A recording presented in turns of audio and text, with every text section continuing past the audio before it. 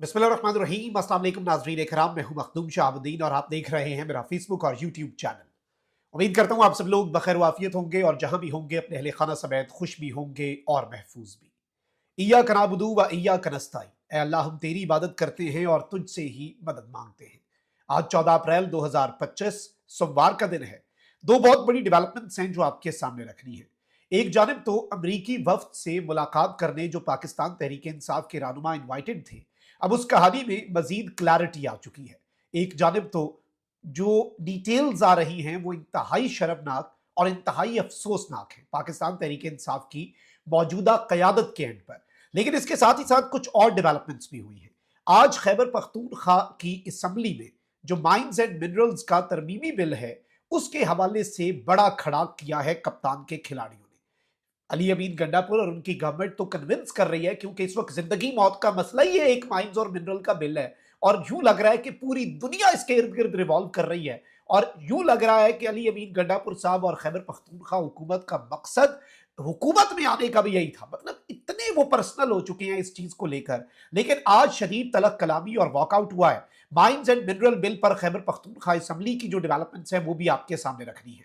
इसके साथ ही साथ नाज़रीन कराम, एक जानिब तो पाकिस्तान तहरीक इंसाफ मोमेंटम गेन कर रही है, लेकिन वहीं दूसरी जानिब यूं लग रहा है कि इससे पहले तो बलूचिस्तान में हमने धरने और एहतजाज देखे, सिंध में दरिया बचाओ तहरीक है, तो मरियम सरकार जो है, यूं लग रहा है कि मरियम सरकार का भी बुरा वक्त आन पहुंचा है और मरियम सरकार के खिलाफ भरपूर सूबे पूरे के अंदर एहतजाज के लिए पंजाब में कॉल जो है वो दे दी गई है। इस हवाले से भी कुछ एक्सक्लूसिव डिटेल्स हैं वो आपके सामने रखते हैं। सबसे पहले इंपॉर्टेंट चीज ये है कि सलमान अकरम राजा की तरफ से कल मंगल है, तो जो मुलाकात है उसके लिए फहरिस्त एक मरतबा फिर सुप्रीडेंटेंट अडयाला जेल को दे दी गई है। ऑल्दो ये जो लिस्ट सलमान अकरम राजा देते हैं, ये इस्लामाबाद हाईकोर्ट के अहकाम की रोशनी में देते हैं। और इस्लामाबाद हाईकोर्ट वो हाईकोर्ट है जिसके 3 रुकनी लार्जर बेंच का हुक्म भी अडयाला जेल का सुप्रीडेंट अपने जूते की नोक पे रखता है। तो मुलाकात करवाई जाएगी या नहीं करवाई जाएगी और किसकी करवाई जाएगी, ये सब कुछ आई थिंक के निज़ाम जो है ना उसके हाथ में है। ना ये अदालतों के हाथ में है, ना ये पीटीआई लीडरशिप के हाथ में है, और ना ही ये अडयाला जेल के जो सुप्रिटेंडेंट है या जो इंतजामिया है उनके हाथ में है। अब नाम जो दिए गए हैं, वैसे मैं आपको बता देता हूं, बैरिस्टर गौहर, सलमान अकरम राजा, सलमान सफदर, न्याजुल्लाह न्याजी, नईम पंजोथा और जहीर अब्बास। ये बेसिकली नाज़रीन कराम 6 लोगों के नाम दिए गए हैं। अच्छा, अब जरा आते हैं असल इशू के ऊपर। पाकिस्तान तहरीक इंसाफ की क़यादत जो है, अब वो ये मौक़िफ़ अपना रही है कि जी हमसे तो कोई राब्ता हुआ ही नहीं अमेरिका की एम्बेसी की तरफ से। और जो खबर आ रही थी कि जी रऊफ हसन साहब को कुछ इन्विटेशंस दिए गए जो कि उन्होंने आगे ट्रांसफर नहीं किए। अब यहाँ पर बैरिस्टर गौर साहब जो हैं उन्होंने मौक़िफ़ बड़ा दिलचस्प दिया है। कहते हैं कि रऊफ हसन से पूछा था कि हमें कोई अमेरिकी सफारत खाने से दावतनामा आया। फिर जी बैरिस्टर गौर साहब कहते हैं कि मैंने सेनेट और कौमी असम्बली में भी चेक किया, वहां भी कोई दावतनामा नहीं था, मुझे ईमेल पर भी कुछ मौसूल नहीं हुआ। अमरीकी सफारत खाने से दोबारा रब्ता करेंगे, शायद उनसे मिसअंडरस्टैंडिंग हुई है, हमें अमरीकी सफारत खाने से दावतनामा मौसूल हो तो हम जरूर जाएंगे। और 4 जुलाई को भी जब बुलाया गया तो मैं पर्सनली गया। लेकिन अब नाज़रीन कराम, एक तरफ ये लोग ये बात कर रहे हैं, तो वहीं दूसरी जानब ये भी बताया गया है कि बैरिस्टर गौर साहब को भी इन्विटेशन मिला और आमिर डोगर साहब जो हैं चीफ विप जो हैं उन्हें भी इन्विटेशन मिला। और प्रायोरिटीज का आपको अंदाजा होगा कि साहबजादा हामिद रजा साहब जो हैं उन्होंने बताया है कि हमें अमरीकी कांग्रेस के वफ्द से मुलाकात का दावतनामा आया था। बैरिस्टर गौर साहब जो हैं वो पेशावर चले गए और आमिर डोगर साहब जो हैं वो मुल्तान गए, इसलिए शिरकत न कर सके। लेकिन अब खबर जो है वो इससे भी ज्यादा तशवीशनाक है। अच्छा, आतिफ खान साहब ने भी इसकी कंफर्मेशन कर दिया और कहते हैं कि जी अमरीकी वफ्द से मुलाकात से मुतल्लिक उन्होंने गुफ्तगू की और कहा कि पीटीआई की तरफ से डॉक्टर अमजद और मैं तो इवेंट में थे। मेरी मालूमात में ये आया कि बैरिस्टर गौर और उमर अयूब को भी मदऊ किया गया, लेकिन मेरे इल्म में ये बात आई कि जी ये नहीं आए। अब यहां पर एक तरफ तो नाज़रीन कराम पीटीआई की पार्लिमानी पार्टी के इजलास में भी झगड़ा हुआ और अरकान पार्टी जो है वो क़यादत पर बरहम हुए कि जब अमरीकी कांग्रेस के वफ्द ने मुलाकात के लिए बुलाया था तो आप क्यों नहीं गए। और मैं आपको ये बता दूं, अंदर की खबर यह है कि क़यादत जो लोग मुतमईन कर रहे थे उन्हें, जो लोग आग बगोला हुए उन्हें, वो उन्हें मुतमईन कर नहीं सके।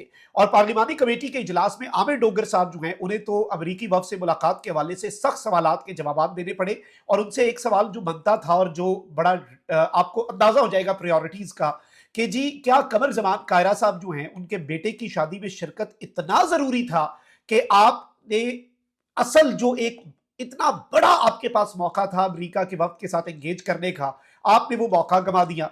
अब एक तरफ तहरीक इंसाफ की क़यादत कहती है कि हमसे राब्ता नहीं हो रहा, और दूसरी जानिब अमरीकी कांग्रेस मुलाकात के लिए जब आई तो क़यादत जो है वो भाग गई। अब इसके अलावा तो और कोई लफ्ज़ नहीं है कि बहाने बना के ये लोग भाग गए। और आप देखें कि एक साथ पीपल्स पार्टी के रहनुमा के बेटे की शादी भी मसरूफ है, तो दूसरे साथ पेशावर चले गए, और जब मुलाकात का वक्त खत्म हुआ और देखा कि अब मुलाकात हो भी नहीं सकती, तो उसके बाद ये बाहर निकल आए जी, और ये कह रहे हैं हमें तो बुलाया नहीं, हमें बुलाएंगे तो हम जरूर जाएंगे। खुदा का खौफ करो यार। अच्छा, वहीं दूसरी जानिब खैबर पख्तूनख्वा असम्बली जो है उसमें माइंस एंड मिनरल बिल पर तलब कलामी हुई है और अच्छा खासा वॉकआउट हुआ है, और इस निज़ाम को एक आई ओपनर मिला है। जाहिर बात है ये निज़ाम अली अमीन गड्डापुर साहब, अब ये भी खबर आ रही है कि गड्डापुर साहब को खान साहब के पास भेजा जाएगा, और खान साहब को गड्डापुर साहब कन्विंस करेंगे, और उसके बाद गड्डापुर साहब बाहर आकर कह देंगे कि इमरान खान रेडी हो गए हैं और सब मान लेंगे और सब हंसी खुशी रहेंगे। भाई ऐसा होगा नहीं, ये चीज याद रखिएगा।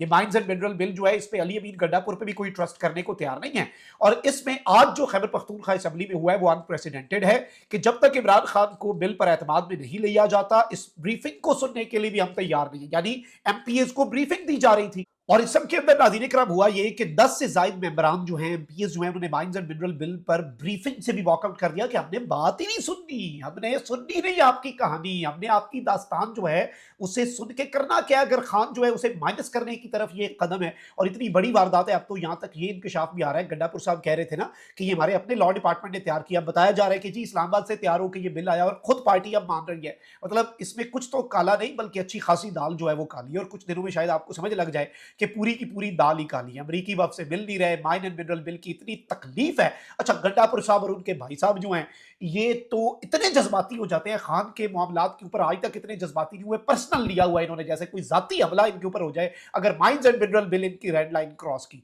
तो यूं लग रहा है कि वो रेड लाइन जो इमरान खान साहब थे माइंस एंड मिनरल बिल बन गया।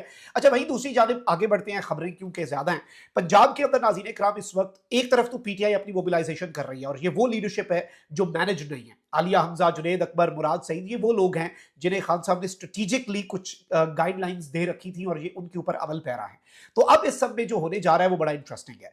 अब आप ये देखें कि एक तरफ सिंध के अंदर दरिया बचाओ तहरीक, खैबर पख्तूनख्वा में अमन जिरगों के एहतजाज, बलोचिस्तान के अंदर अपने धरने, पंजाब कैसे पीछे रह सकता है। और ये सब कुछ वो नहीं है जो पीटीआई कर रही है, ये तो दूसरे एहतजाज हैं। बाईडीए का इतना बड़ा एहतजाज था और उसके अंदर भी पीटीआई की क्यादत पहुंची, और अब किसान इत्तेहाद जो है उसने पंजाब भर के अंदर एहतजाज जो है उसकी कॉल दे दी है। और अब मरियम सरकार के लिए भी प्रॉब्लम्स क्रिएट होंगी, और ये पीटीआई का एहतजाज तो जिसे आप कहते हैं ना कि चारों सूबों के अंदर अपने अपने इंडिजिनस तरीके से जो मामला जिस तरह से रियासत के चलाए जा रहे हैं उस पर भरपूर एहतजाज हो रहा है। सिंध के अंदर कैनाल्स के मामले के ऊपर, फिर बलूचिस्तान के अंदर जो कुछ भी है, और फिर वो जो गिरफ्तारियां हैं खवातीन की, खैबर पख्तूनख्वा में दहशतगर्दी की बढ़ती लहर, और पंजाब में अब डॉक्टर्स, और इसके साथ ही साथ किसान तो मैं खुद आपको अगर अपना एक्सपीरियंस बताऊं तो हमारा ऐसा बेड़ा गर्क किया मरियम नवाज शरीफ साहिबा की हुकूमत ने कि यकीन माने वो बंदा जिसकी सिर्फ एक इनकम स्ट्रीम थी ना, और जो सिर्फ और सिर्फ ज़राअत से पैसा कमा के अपने घर का खर्चा चला रहा था, वो तबाह है, वो लिटरली तबाह है। इसके अलावा और कोई लफ्ज नहीं है कि उसका बुरकस निकल गया, और गुजारा इतना मुश्किल हो चुका हुआ है, और किसान का कोई पुरसानी हाल नहीं है। और यूं लगता है कि गालिबन ये मुल्क की इस रीढ़ की हड्डी जो ज़राअत है ना, उसे शायद ये जानबूझ के खत्म करना चाहते हैं। पता नहीं इससे मिलेगा क्या, किसके एजेंडे की तकमील है। लेकिन अब जो किसान का एहतजाज है, और मुल्क भर में और पंजाब भर में जो एहतजाज की कॉल दी है ना मरियम सरकार के लिए, this is going to be a very big challenge. और एक तरफ तो चले ठीक है, आपने पीटीआई की लीडरशिप को भी मैनेज कर लिया जी, वेरी गुड। आपने माइंस एंड मिनरल के मामले पर भी अपनी वारदातें डाल ली, अमरीकी वफ से भी नहीं मिले, सब कुछ हो गया ना। लेकिन आप ये देखें कि हर सूबे के अंदर अपने अपने एहतजाज चल रहे हैं, और लोग जो हैं वो अच्छे खासे नहीं, बहुत ज्यादा तंग है। मतलब जिसे कहते हैं नक्को नक, एंड हुआ पड़ा है लोगों का, और वो नुक्ता, वो पॉइंट आ चुका है जिसपे बंदे कहते हैं ना इनफ इज इनफ, बस बहुत हो गया हमारे साथ। इसी सब के अंदर पाकिस्तान तहरीक इंसाफ मोमेंटम गेन कर रही है। खैबर पख्तूनख्वा के अंदर जो एक्टिविटीज़ हैं और जो वहाँ पर ऐलानात हो रहे हैं, आप तो अंदाज़ा भी नहीं कर सकते कि इस वक्त किस तरह का माहौल है। फिर पंजाब को आलिया हमजा ने जिस तरह से मोबिलाइज किया, 23 मार्च को जो रैली निकली रजीम चेंज वाले मामले के ऊपर, और अभी भी पंजाब के अंदर जीटी रोड पर रैली, पंजाब अंगड़ाई ले रहा है, और ये मैसेज दे रहा है कि पंजाब इस वक्त किसी भी तरह की तहरीक के लिए तैयार है, पंजाब इस वक्त किसी भी तरह की स्ट्रीट मूवमेंट के लिए तैयार है।